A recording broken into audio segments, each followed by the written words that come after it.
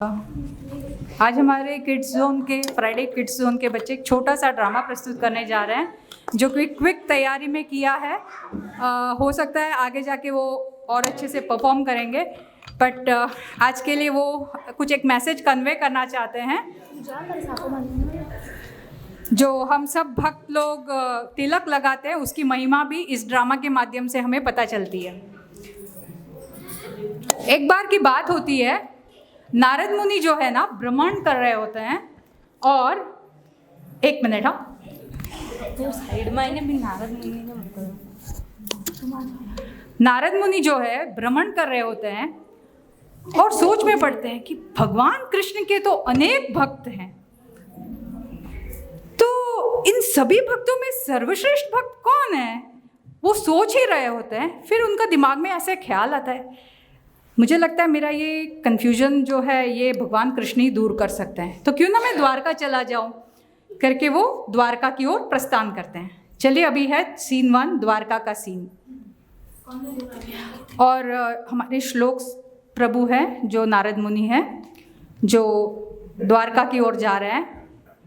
नारायण नारायण नारायण।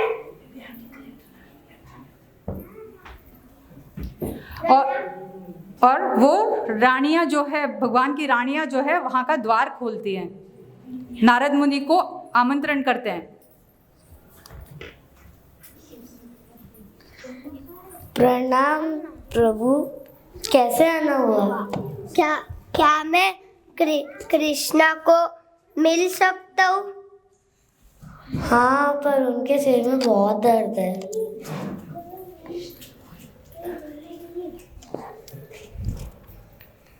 अब आप ही उनके लिए कुछ कीजिए। आप ले लीजिए।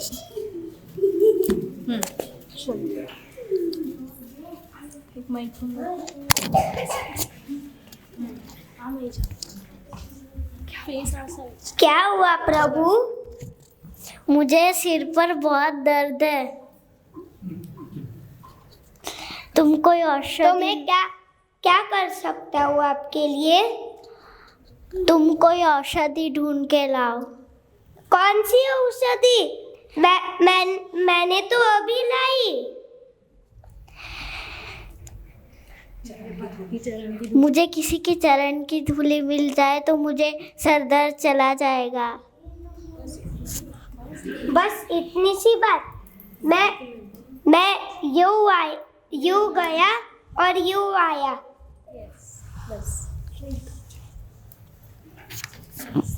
नारद मुनि मन में सोचने लगते हैं, बस इतनी सी बात है, भगवान के तो इतने भक्त हैं, चरण की धूली बोली है, कोई ना कोई तो मिलेगा ही जो देगा। तो सबसे पहले जाते हैं पटरानियों के पास, क्योंकि कितनी पटरानियां हैं? तो अब 16,108 में किसी एक की भी मिलेगी तो भी उसका प्रॉब्लम सॉल्व हो जाएगा। तो जाते हैं सत्यभामा और रुक्मिणी के पास। नारायण नारायण। क्या बोला उन्होंने? उन्होंने बोला कि आपकी चरण की धूली चाहिए। क्या आप उसके लिए आपकी चरण की धूली दे सकते हो? नहीं, मैं ये पाप नहीं कर सकती। हम नरक में जाएंगे। कृपया हमें नरक में मत भेजो। इतनी सारी रानियां होती है और बोलती है हमें तो नरक मत भेजो, हम अगर हमारे स्वामी के सिर में हमारी चरण की धूली लगाएंगे तो नरक में जाएंगे। तो नारद मुनि सोच में लगते हैं, बस ये रानियों का ना सही, मैं सीधा जाता हूँ स्वर्गलोक, इंद्रदेव के पास। चलिए इंद्रदेव के पास जाके क्या होता है देखते हैं। नारायण नारायण। खड़े हो जाओ। प्रणाम मुनिवर, कैसे आना हुआ? हमारे प्रभु के सिर में बहुत दर्द है, इसलिए क्या आप अपनी चरण की धूली दे सकते हैं? नहीं नहीं, मैं ऐसा पाप नहीं कर सकता। ठीक है। इंद्रदेव ने भी मना कर दिया। नारद मुनि सोचते मैंने तो सिर्फ चरण की धूली मांगी और इंद्रदेव ने मना किया, कोई बात नहीं, मैं ब्रह्मलोक अपने पिताश्री के पास ही क्यों ना जाऊं, हाँ पिताजी के पास ही क्यों ना जाऊं, ऐसे सोचते हैं। नारायण नारायण, प्रणाम प्रणाम ब्रह्मदेव, प्रणाम ब्रह्मदेव।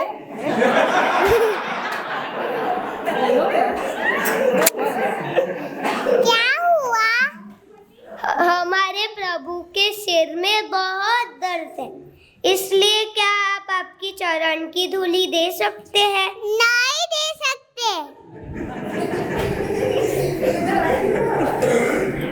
ब्रह्मदेव ने भी मना कर दिया। अब नारद मुनि सोचते हैं कि इन्होंने भी मना किया, अब मैं किसके पास जाऊं, चलो शिव जी के पास ही जाता हूं। तो वो शिव जी तपस्या कर रहे होते हैं और नारद मुनि पहुंच जाते हैं शिव जी के पास। नारायण नारायण, प्रणाम नारद मुनि, प्रणाम शिव जी, प्रणाम नारद मुनि। हमारे प्रभु के सिर में बहुत दर्द है, इसलिए क्या आप अपनी चरण की धूली दे सकते हैं? नहीं, मैं नहीं दे सकता। असंभव। ब्रह्मा जी नहीं होते साइड में। शिव जी ने बोला असंभव, वो भी क्रोध में बोला कि नहीं दे सकते। अब बेचारे नारद मुनि आते आते ब्राह्मण लोगों को भी मिलते हैं, उन्होंने भी मना किया। अब हताश होके भगवान के पास आते हैं और भगवान का सिरदर्द तो अब और भी बढ़ गया होता है और क्षमा मांगते हुए भगवान के पास आते हैं फिर से और देखते हैं आगे क्या होता है। क्या हुआ? किसी की चरण की धूली मिली? नहीं, क्षमा करिए, किसी ने अपनी चरण की धूली नहीं दी। तुम वृंदावन गए? नहीं। उधर राधा रानी और अनेक गोपियां होगी, जाओ उनसे मिलो। और द्वारका से नारद मुनि सोचते हैं कि चलो ये लास्ट होप है, क्यों ना मैं वृंदावन ही चला जाऊं। अब वृंदावन का सीन देखिए, राधा रानी और गोपियां भगवान के विरह में भगवान को याद करते करते यमुना के तट पर बैठी हुई है और वो नारद मुनि का आगमन देखते हैं। चलिए वृंदावन का सीन देखते हैं। नारायण नारायण, कृष्ण कब आएंगे? तुम चिंता मत करो, कृष्ण अवश्य आएंगे। नारायण नारायण, देखो नारद मुनि आए। प्रणाम मुनिवर, क्या आप वृंदावन से आए हो? द्वारका से आए हो? हाँ। हमारे कृष्ण कैसे हैं? उनके सिर पे बहुत दर्द है, इसलिए क्या आप अपनी चरण की धूली दे सकते हैं? चरण की धूली? चरण की धूली के आप क्या करोगे? उनके सर पे लगाऊंगा और उनका सर दर्द ठीक हो जाएगा। अगर उनका सर दर्द इससे ठीक हो जाएगा तो लीजिए।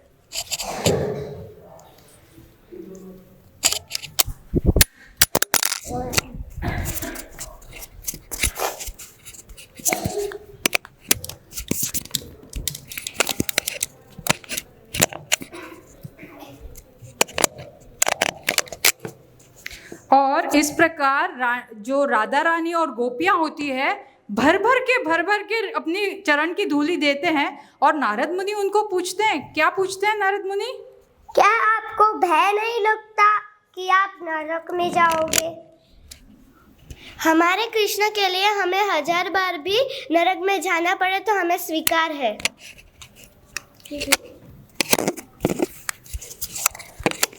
तो जो ये गोपियां थी और राधा रानी का भाव था वो उनके लिए नहीं सोच रहे थे, निस्वार्थ भाव से उनका ये मानना था कि अगर एक पल के लिए भी भगवान का सिरदर्द उनके चरण की धूली से ठीक होता है तो वो अनेक बार, लाखों बार नरक जाने के लिए तैयार होता है। और इस प्रकार से नारद मुनि चरण की धूली लेके जाते हैं और भगवान कृष्ण के सिर पर लगा देते हैं और उनका सिर दर्द दूर हो जाता है। तो भक्तों, ये जो आपने जो लीला देखी, जो भगवान ने स्वयं ने अपने चरणों की धूली जो लगाई है, वही है हम जो गोपी तिलक, मतलब जो हम चंदन लगाते हैं, गोपी चंदन है, ये वही तिलक है जो भगवान ने अपने सिर पे लगाया था। तो अगर हमें भी कृष्ण प्रेम प्राप्त करना है तो इस धूली का बहुत ही महत्व है।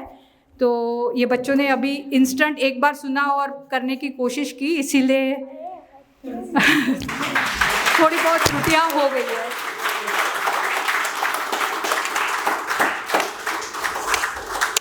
सबसे सर्वश्रेष्ठ भक्त कौन है, नारद मुनि का जो ये कंफ्यूजन था, इससे क्लियर हो गया और इसी के लिए ये लीला उन्होंने की थी, जबकि उनके सिर में सही में दर्द था नहीं।